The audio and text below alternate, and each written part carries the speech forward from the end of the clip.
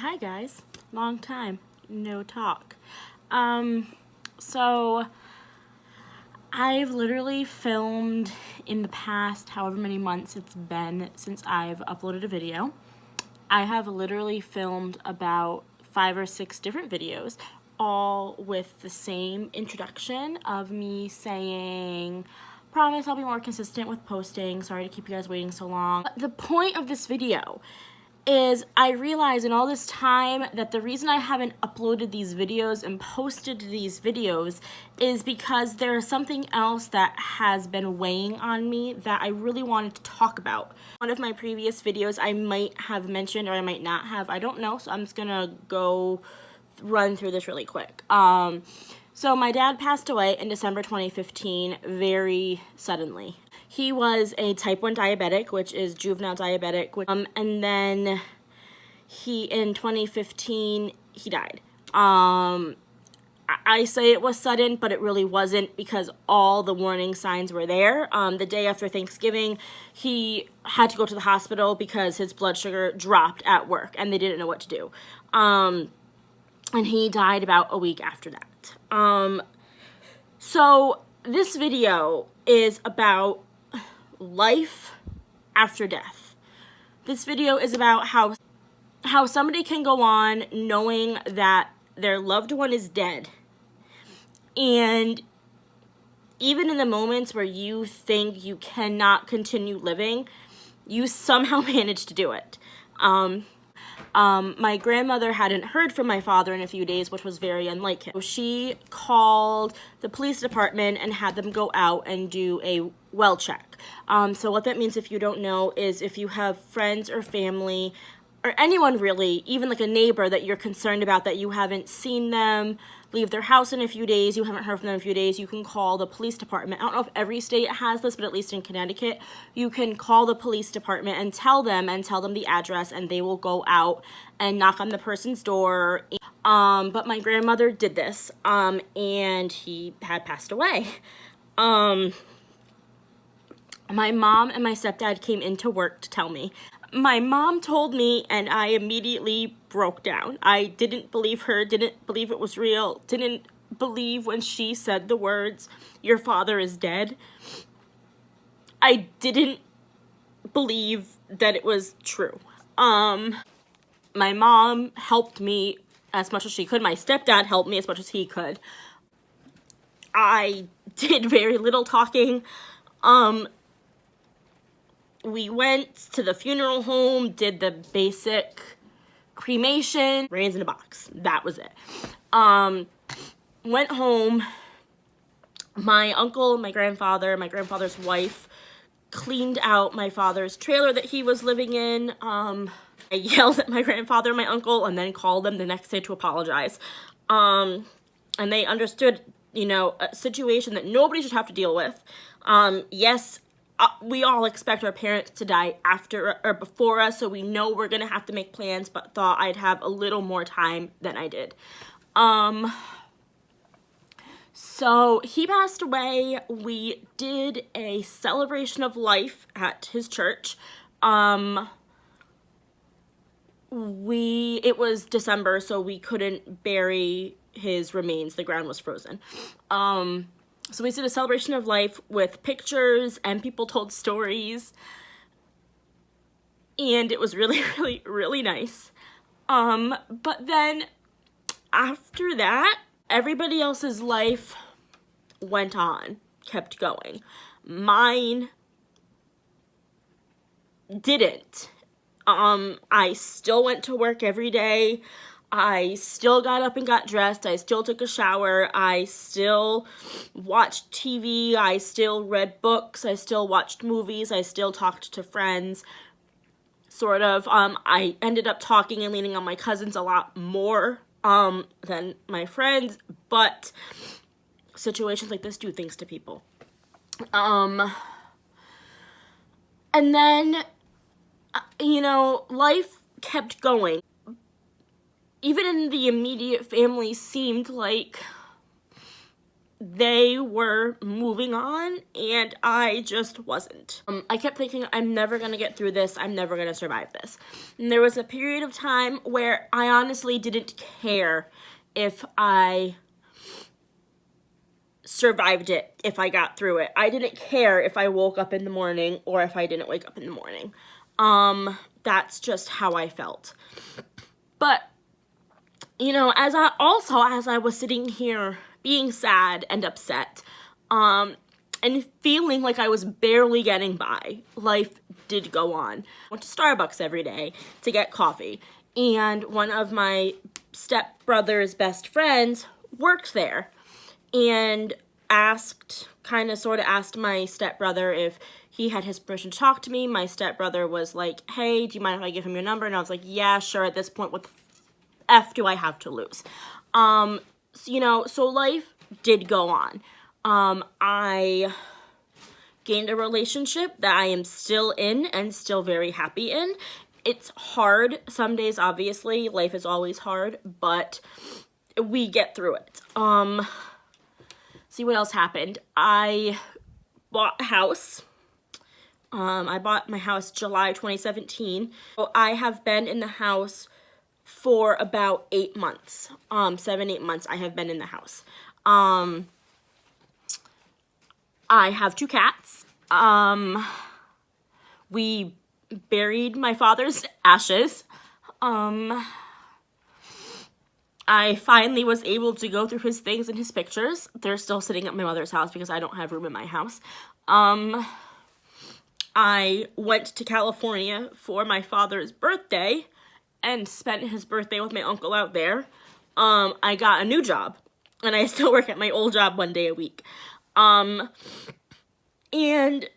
I still get incredibly sad all the time. My dog died. He died 2 days after Christmas. So that happened. Recently I found out that my maternal grandmother has cancer again, so that's happened. My best friend's grandmother, who basically is my grandmother, passed away. Lots of good things have happened in the last almost 3 years, but lots of bad things or sad things have happened as well. And in the time that I thought I wasn't living, I actually was living. I was living in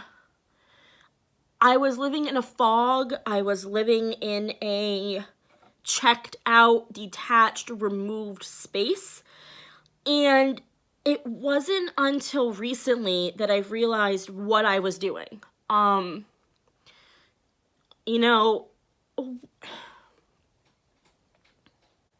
When I bought my house, I was like, wow, I really wish my dad could see this. I really, really wish he could be here to see my cute little house, that I have, that's all mine, it's all my own.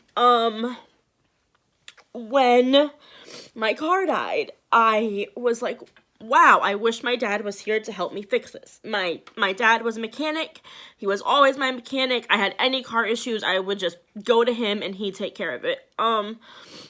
I got into a car accident, I got rear-ended, and I was like, wow, I wish my dad was here to help me go look at cars. My stepdad went, he was great. He knows almost as much about cars as my dad did. But all these things, I'm like, wow, I really wish my dad could see my cats. I wish my dad could meet my boyfriend. I wish my dad could see how great my life is right now. And then I started thinking more, and I'm like, oh, he's never gonna see me get married. If I have kids, I don't want kids, but if I have kids, he's never gonna meet his grandchildren. It's just life after death is this thing that nobody really talks about. They don't think that you can go from sadness to anger to denial to acceptance, and whatever the other one is. You know, they think you just go sadness, anger, denial, acceptance. No, you can go sadness, acceptance, anger, denial, like, it's not linear. It goes up and down, sometimes multiple times a day. Even after you think you've moved on and you've accepted, something happens where nope, you don't believe it. Throughout it all, through all the stages of grief that I have dealt with, through my yelling and lashing out and withdrawing in on myself and closing myself off and being incredibly happy and incredibly sad and everything in between, there have been people with me and beside me helping me through. And I think that's the most important thing you have to remember about life after death, is that your loved one is gone. Nothing can change that. Nothing can take that back. Nothing is going to bring my dad back. Nothing. No, nothing. Doesn't matter what I do or how hard I pray. Nothing will bring him back. But I have his lion and lamb statue sitting up in my window, so he looks over me when I watch TV. I have a little thing of his ashes in my china cabinet, so wherever I move, he can come with me. I have his t-shirts. I have his Bible. You know, I have lots of little things that were his that remind me of him and help me hold on to him. Is it incredibly hard, especially when is it hard? Yes. Is it harder when you have no idea and it's completely sudden? Even more so, yes, because you don't have a chance to say goodbye.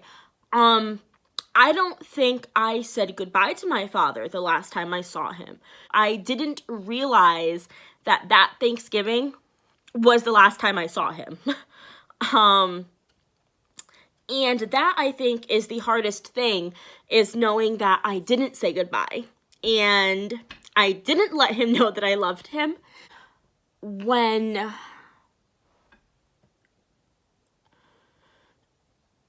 you've been so mad and upset about something your entire life, and it ends up being the thing that takes the person that you love, that's what I've had the hardest time struggling with.